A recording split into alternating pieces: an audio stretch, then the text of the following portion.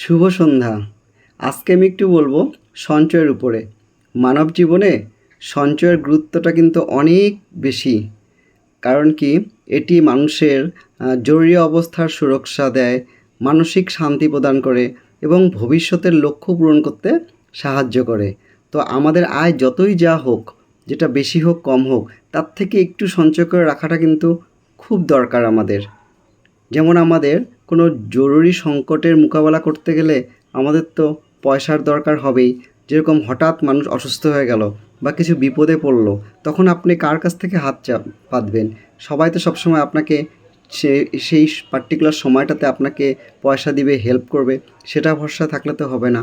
এই জন্য কী হয়, আমাদের একটু সঞ্চয় করে রাখাটা অনেক দরকার। কখনো কখনো কী হয়, ঋণে থাকি আমরা, বা সেটা টাকা ইমিডিয়েটলি আমাদেরকে পরিশোধ করতে হয়।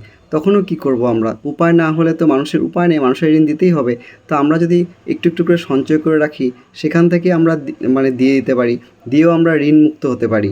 আরেকটা কি হয়, আমাদের ভবিষ্যতের কিছু জন্য আমরা নিরাপত্তা এবং লক্ষ্য যদি আমাদের থাকে, সেটাও আমরা পূরণ করতে পারি। কারণ কি জানেন, পরিবারের সুরক্ষা একটা অনেক বড় দায়িত্ব আমাদের।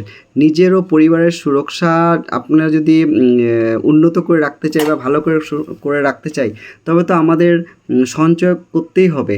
কারণ কখন পরিবারে কীরকম ধরনের প্রবলেম আসে। আর আজকাল যেটা হয়েছে, আপনি যেই যা বলুক না কেন, পয়সা ছাড়া কিন্তু কিছু না দুনিয়াতে। পয়সাটা কিন্তু মেন। যদি পয়সাটা আপনার কাছে থাকে, তাহলে কিন্তু আপনি যে কোনো জিনিসটাকেই সলিউশন একটা বের করতে পারবেন। আর কখনো এরকম হয় আমাদের যে আজকাল যেটা পরিস্থিতি, আপনার চাকরি বাকরি এত প্রবলেম, হঠাৎ কোনো জায়গায় দেখা গেল যে চাকরি চলে গেল মানুষটার, সে কি করে পরিবারকে চালাবে? তার জন্য তো ওনার অর্থর দরকার।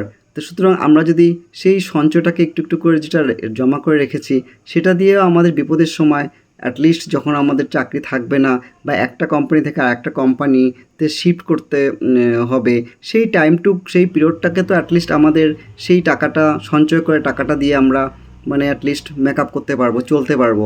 আরেকটা কথা হলো কি, যদি আপনার অবসর জীবন, যখন আপনার চাকরি শেষ, আপনি রিটায়ারমেন্টে আছেন, তখন তো আপনাকে চলতে হবে। এখন চাকরি আছে, আপনি খুব সুন্দর চলছেন, আপনার একটা লাইফস্টাইল একটা অন্য ধরনের তৈরি হয়ে যায় চাকরি করা অবস্থায়। কিন্তু যদি আমি সঞ্চয় না করি, যখন চাকরি থাকবে না, তখন তো ওই লাইফস্টাইলটা মেনটেন করা সম্ভব না। আর তখনই কী হয় জানেন, তখন অনেক ডিপ্রেশন এসে যায়। কারণ কি, আপনি সেই সময় এইভাবে চলতেন, এখন চাকরি নিয়ে আপনি এইভাবে চলছেন। তো সেটার দিক দিয়ে আমরা চিন্তা করেও একটু সঞ্চয় করা দরকার, যাতে আমাদের চাকরি বাকরি না থাকা অবসর যখন আমরা হয়ে যাব, রিটায়ারমেন্টের পরেও যাতে আমরা সুন্দরভাবে চলতে পারি, এটার জন্য আমাদের ভবিষ্যতের জন্য একটা সঞ্চয় করে রাখা দরকার। আর একটা কথা হলো কি, আত্মনির্ভরশীলতা। যখন আপনার কাছে পয়সা থাকবে, তখন কিন্তু আপনার একটা আত্মনির্ভরশীল একটা বল থাকবে, আপনার শক্তি থাকবে যে আমার কাছে পয়সা আছে, আমি এটা দিয়ে চলতে পারবো। যদি হাতে পয়সা না থাকে, তখন আপনাদের কি আমারই কি, সেই শক্তিটা কিন্তু থাকে না, নিজের উপরে বিশ্বাসটা থাকে না, আত্মনির্ভরশীল আমরা হতে পারবো না।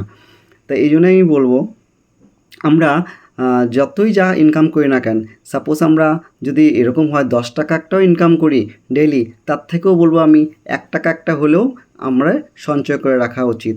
তো সেই জন্যে যখন যদি সঞ্চয় করে রাখেন, আপনার ভবিষ্যৎটা অ্যাটলিস্ট সিকিউরড হয়ে থাকবে। তো আপনারা কী ভাবেন? আপনারাও কি এরকম সঞ্চয় করে রাখেন নাকি? আর যদিও কেউ রাখেন না, আমি বলবো সঞ্চয় করে রাখাটা কিন্তু খুব দরকার। আপনার স্যালারি যাই হোক, আপনার ইনকাম যাই হোক, তার থেকে একটু করে হলেও জমা করে রাখা খুব দরকার। আপনারা জানাবেন, আপনারাও কি আমার সঙ্গে একমত?